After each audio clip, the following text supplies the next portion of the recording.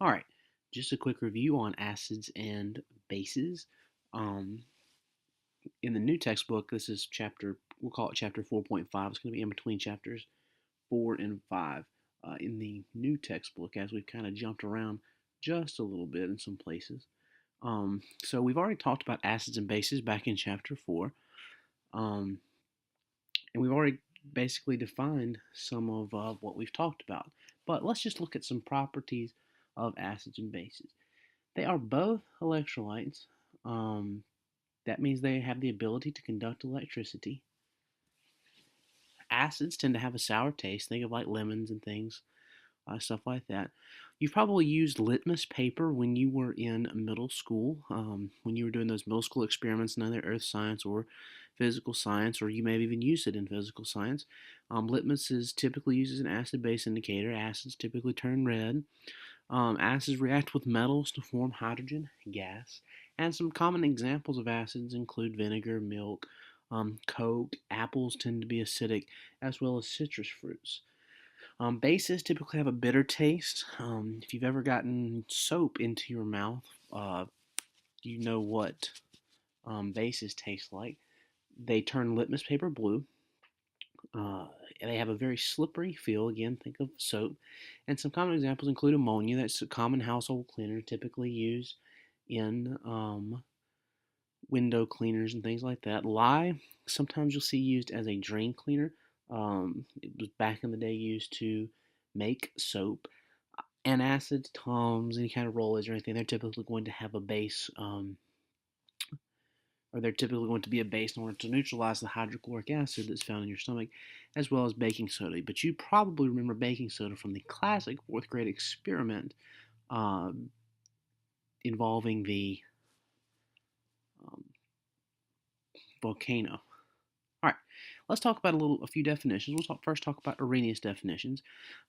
First of all, acids are aqueous solutions, as are bases. They both involve dissolving something in water.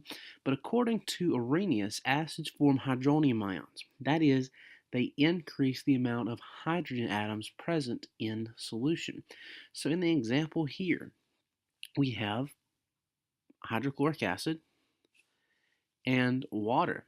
Hydrochloric acid is going to give its proton or its hydrogen to water to form hydronium ions and the Cl minus anion, the chloride anion. An Arrhenius base tends to form hydroxide ions in solution. An example we've got here is ammonia, NH3, and water. That ammonia essentially will pull a hydrogen from water and form NH4 ammonium and hydroxide in solution. So ammonia is our base, water is our acid. The more common definition that we typically tend to go by, because it's much easier for you to wrap your head around, is the Bronsted-Lowry definition of acid and base. A Bronsted-Lowry acid is a proton donor. That is, it gives its proton to something else, which means we have to have something to receive it. So an Bronsted-Lowry base is a proton acceptor. In the example here, we have water. We have an hydrochloric acid solution, so hydrochloric acid being added to water. Um, when you have hydrochloric acid added to water, what happens is the hydrogen, as we said with the Arrhenius definition, the hydrogen from the hydrochloric acid donates to the water. So the hydrogen is donating the proton to the water, which in turn forms the hydronium and the chloride anion. That makes the HCl, hydrochloric acid, the acid, and H2O the base. Water is receiving that proton. Now, we have a term that we use for the product side, because now we have an acid and base situation created over here as well, because we have something that can receive a hydrogen and something that can give a hydrogen. So the item that we have that can accept it, or the species, or the ion, the anion that we have that can receive the proton, is referred to as our conjugate base. And the species that can donate it now on the product side is referred to as our conjugate acid. It can now give that hydrogen back to chloride rather. Okay, so just to kind of briefly give you an overview of what's happening here, an acid becomes the conjugate base because it gives its hydrogen up. Okay, in order for an acid to become a conjugate base, it has to give its hydrogen up. A base becomes a conjugate acid because it now has an extra hydrogen to give on the product side. In order for a base to become a conjugate acid, it has to receive that hydrogen. It has that extra hydrogen that it can give. Now, let's take just a second to look at this example.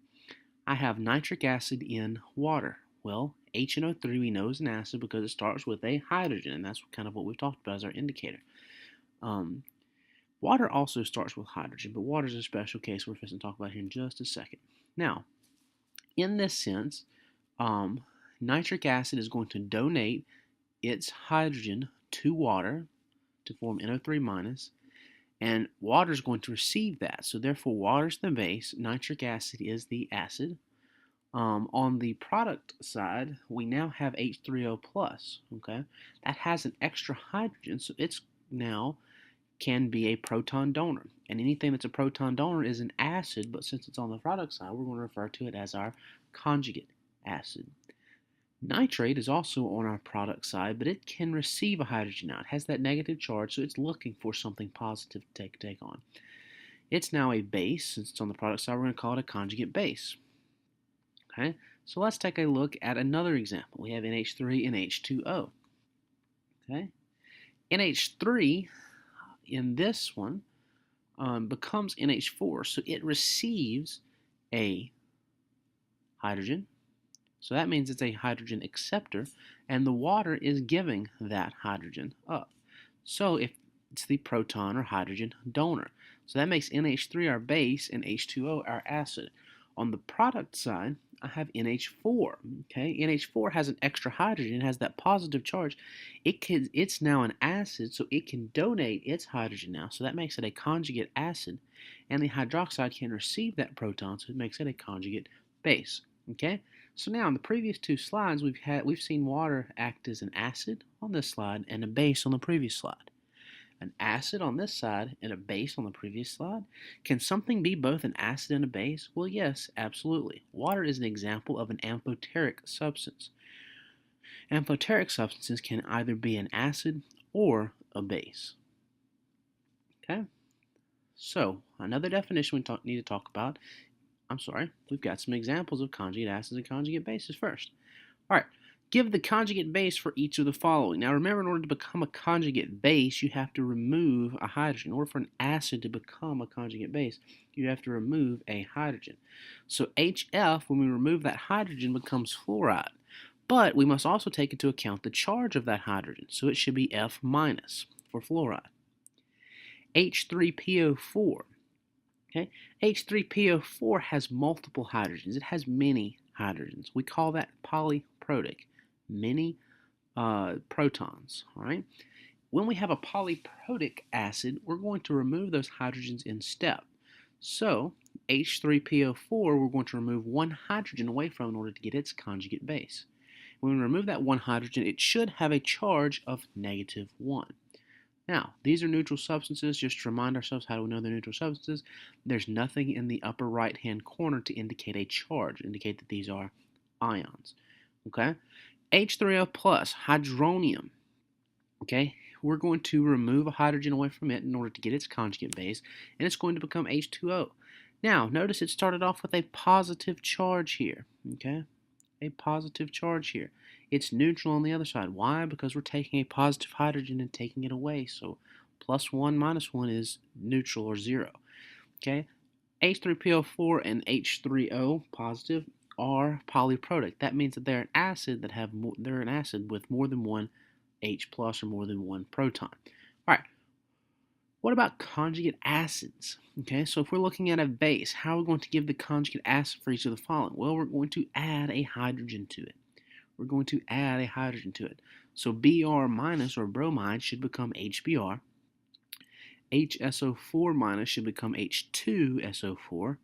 And CO2 minus should become HCO3 1 minus. Again, since we're starting off with 2 minus, we're going to add the hydrogens when we're finding the conjugate acid back in step, back in one at a time. So carbonate with a 2 minus charge becomes hydrogen carbonate with a 1 minus charge. if we're trying to determine the conjugate acid of carbonate. All right, one more definition of acids of acids and bases is the Lewis definition. A Lewis acid is an electron pair acceptor, and a Lewis base is an electron pair donor. Well, that's quite different from the Bronsted-Lowry, where acids are donors and bases are acceptors. Well, look what we're dealing with here. In Lewis acids and bases, we're dealing with electron pairs. Okay, so typically when we donate an electron pair, what happens is we form a covalent bond or a shared bond in between them. So in this one, ammonia, NH3, is donating its electrons. So if it's donating its electrons, it's the Lewis base to boron trifluoride.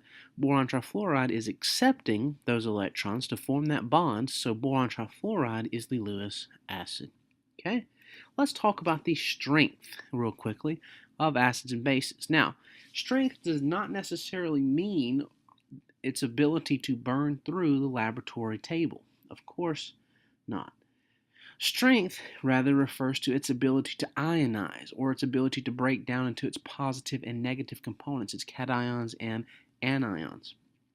Strong acids and bases tend to be a strong electrolyte, which means they're going to light our conductivity tester up, light bulb up quite brightly. And how do we know if something's a strong acid or a base? Well, we have to memorize that list. And we've already talked about this list in the previous chapter. Hydrochloric acid, nitric acid, sulfuric acid, hydrobromic acid, hydroodic, and perchloric acid are all strong acids. Strong bases, we did determine an easy way to look at that. If you write a lowercase b or a flat symbol in music on columns 1 and 2 are alkali metals and the calcium, barium, and strontium members of that alkaline earth metal, you'll get a small b. Though hydroxide salts are our strong bases of the alkali metals, calcium, strontium, and barium. Well, what about weak acids and bases? Weak acids and bases do not ionize completely. Remember, when we write our net ionic equations, we do not dissociate those or ionize those when we write our net ionic equation, and we do not cross those out as spectators typically because of that. They are weak electrolytes, which means they do not light our conductivity tester up very bright, though they do conduct a little bit of electricity because they do partially break apart. Some of the molecules in the solution are going to break apart. Now, how do we know if something's a weak acid base? What I usually tell you is it's not a strong acid base. So if you remember, or if you memorize the strong acid, strong base list, then anything else is going to be a weak acid, weak base, so long as it meets the criteria of a definition of an acid base being a proton donor or acceptor, or either the Arrhenius or the Lewis definition. But I do have some examples here. I've got hydrofluoric acid. Though hydrofluoric is very corrosive, it's not a strong acid because it does not completely ionize. CH3C8 or COOH, this is acetic acid. Sometimes you'll see it written differently as HC2H3O2. This is more of a structural type formula for acetic acid, common name vinegar, but cause you can actually see where that hydrogen is going to attach rather than just arbitrarily placing it in the front.